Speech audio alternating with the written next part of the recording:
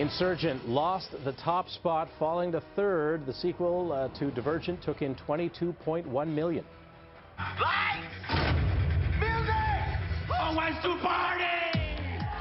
This movie has a solid opening weekend, bringing in $34.6 million.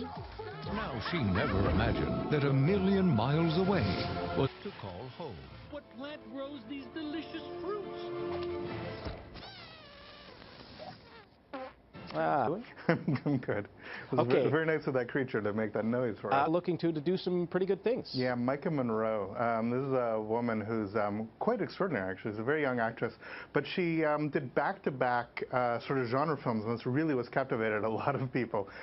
She was in a film called The Guest, which was extraordinary, a really beautiful old-school thing. And she played 18 perfectly. She actually played 18 as 18, not as some 30-year-old trying to play 18 or some 14-year-old trying to be precocious.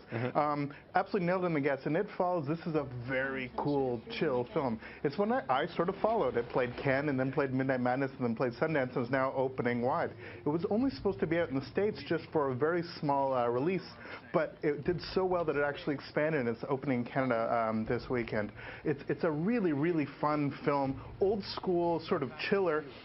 And it does that thing that sometimes movies do, that something's following you slowly. And you're like, well, how can you expand an entire film like that? They do. It's really extraordinary filmmaking. It's the best kind of horror movie. I'm not a big horror guy. I just love good movies. And if they're scary, so be it. It's exquisitely done. The performances are great. The music's amazing. And it's a real testament to what you can do with a super smart idea and when you actually execute it, when you actually go to the logical conclusions that the story takes you. It's a real lot of fun. And I definitely recommend.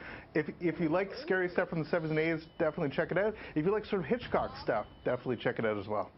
Dustin Hoffman now, is it my imagination or has he not done a film in a bit? He's been doing sort of little stuff. I mean, he did, I guess, his Quartet. He did a little while ago a film that he directed.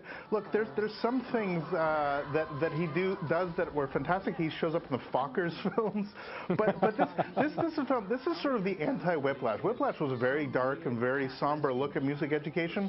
This is very sweet and very much again that precocious thing about a young troubled kid that joins a boy choir and out of the harmony of being in a choir actually finds himself.